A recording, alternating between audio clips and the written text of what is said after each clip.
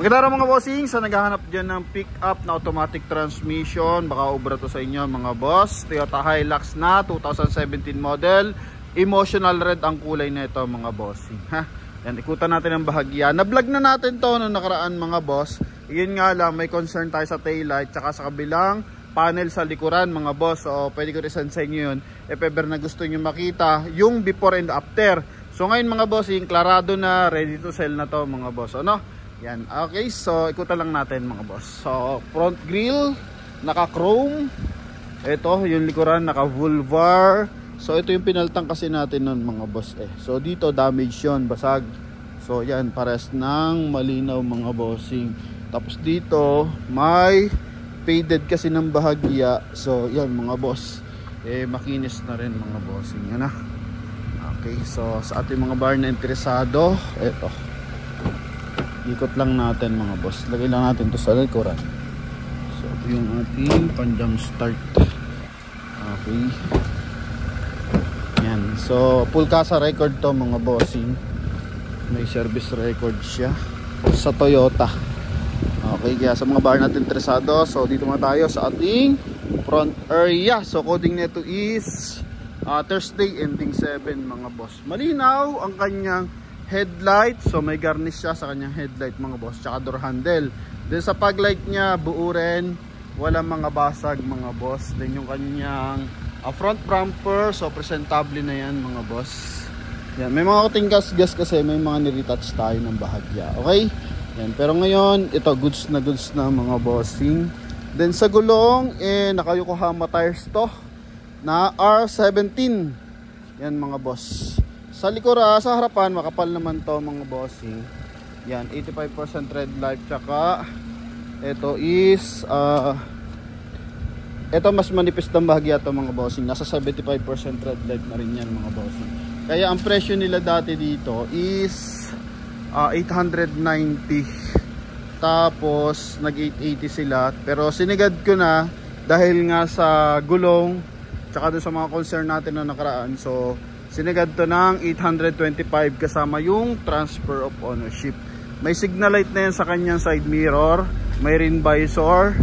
Ito yung kanyang garnish mga boss. Then stepboard niya, wala naman mga UP mga bossing. So match na match to kung yung mga lugar nyo is medyo mababa kasi mataas ang ground clearance na mga pickup, no? Yan. So sa loob, ito yung loob niyan mga boss. Yan. So all goods naman to mga bossing. Medyo mataas ang mileage nito, 120,653. So yun nga, ito mga bossing is full kasa record kay Toyota, no? Yan. So equipped naman lahat mga bossing, power fold, yung kanyang side mirror, yung retractable, then power adjust. Yan mga bossing. So kita naman mga boss, no, kahit natin baba yung bubog. Then dito rin. Kagandahan is meron siyang side mirror cover mga boss, para hindi manakaw yung original mong mirror mga bossing. Yung pinaka mismong bubog, yan merong pinaka protector, no? Yan. So nagsisilbi ang security natin dito, para kasi binabaklas lang yan, dinudukot lang na nakaw na to. Mahal yung original niyan mga bossing, kasi pag nagpalit ka na replacement niyan, malayo yung niyan, tag ito, viewing mga boss, no? Kumbaga mas maganda kapag original. Okay, then dito sa kanyang dashboard, silver accent, naka 2D audio system, naka automatic climate control. So 4x2 na to mga bossing, diesel engine, no? Sa kanyang meter cluster, ito mga bossing, naka LED. Yan, ang ganda ng concept. So alagang-alaga naman to ng Toyota mga boss, kaya wala tayong maging concern dito. Okay? Yan, sa upuan, presentable naman mga boss. Oh. So hindi talaga naka-leather ang Hilux mga bossing. Pagdating sa hand grip, ang daming hand grip niyan. Yan, so dalawa sa likuran, dito dalawa din. So na agad yan mga bossing. 4. So kabilang side, so 8 yan. Check lang natin yung mga window. Ito window dito. Kabila, okay, goods sa kabila and sa likuran. Yun, so responsive naman mga bossing na. Okay. Yan. Then dito is hands-free connection para sa ating 2D energy system. Yan. So may voice command na rin siya para dito mga boss. Kasi meron tong check lang natin kung offline navigation. Ito meron siyang offline navigation. So pag offline navigation mga boss, so pwede mo siyang magamit kahit wala kang internet. Kasi meron tong SD card mga boss. Then CD type na rin siya. So audio video na to. Sa baba naman meron siyang USB port, 12 volt socket. Yan mga boss. Okay. Ito naman yung kanyang armrest. Then lagay ng mga gamit na maliliit. So ito medyo kalbo ng bahagya. So cover lang ng mga katapat na ito tulad na ito mga boss, no? Para mas maging presentable palalo. Then may TV Plus na rin siya. Yan mga boss. Oh. Okay, so sa mga nakaka-interest ng Hilux, kasi sa brand new, tumaas na. Ang pinakamataas na tinaas ng Hilux is 280,000 na mapupunta lang sa tax mga boss. So tayo naman is second hand unit. Noong nakaraan, nakabenta tayo yung black. So nabenta na natin yung black, 990 yun eh. So nakuha siya ng 965 mga bossing.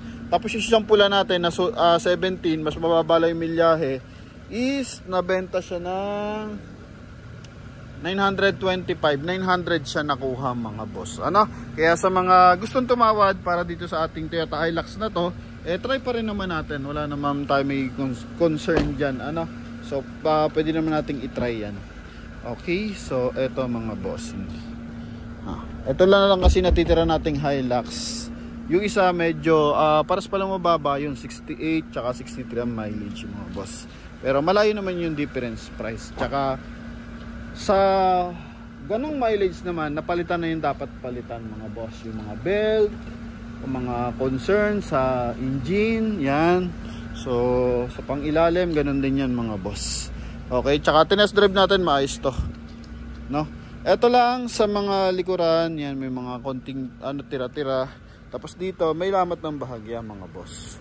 So sa labas lang naman siya, hindi naman siya nagtutubig pa, kaya hindi na siya pinalitan mga boss. So yung pinalitan natin yung dito, kasi ano na yun eh, kumbaga buo na yun dito, mahaba. Tsaka napapasukan na siya ng tubig mga boss. So hindi na siya good to use pa mga bossing. Hindi naka bull bar, may lagayan nga dyan ng mga ilaw sa taas. Okay, ito yung bed liner mga bossing. May gas-gas ng bahagya pero wala namang basag mga boss, no? Sa likuran naka 2-eye sensor. May mga konting yupe tsaka gas-gas, no? Pero basically na lang yan kasi pag Hilux naman, alam naman natin na talagang naka-front sa mga gas-gas mga bossing kasi nga pang off-roading mga boss, no? Kahit 4x2 yan, so pwede sa off-road yan mga boss. Then kagandahan lang dito, meron na siyang wheel arch, no? Yan, may wheel arch yan, magkabilaan para at least yung mga asfalto, yung mga bato-bato na ganyan, so hindi nakaka-apekto sa kaha, no? Yan, so additional protection yan mga boss, para at least hindi ma-damage ng todo yung ating kaha mga bossing. So may mga dent na maliliit pero as a normal yun. Ito yung kabilang side, so presentable naman.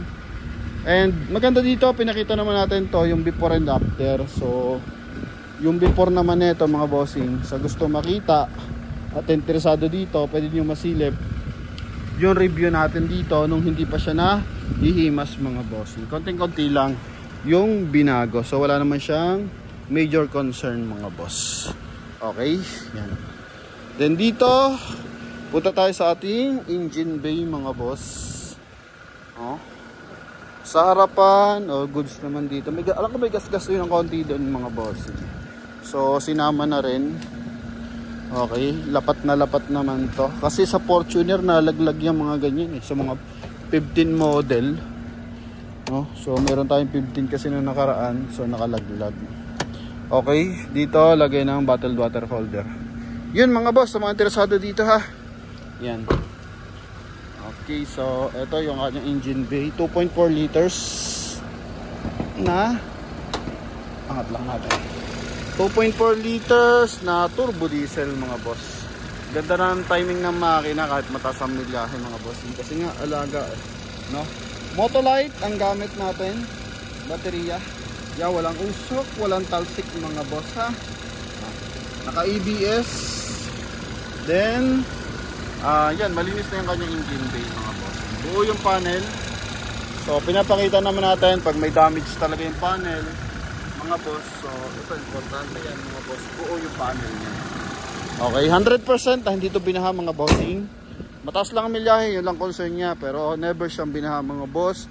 At wala siyang malaking tag dito, damage or issue mga boss. Ano?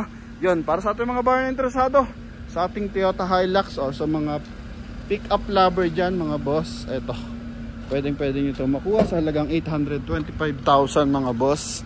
Sa mga gusto mag-offer ng price para dito, so try natin mga bossing, no? Yan, so yun lamang mga bossing. Thank you very much and bye bye.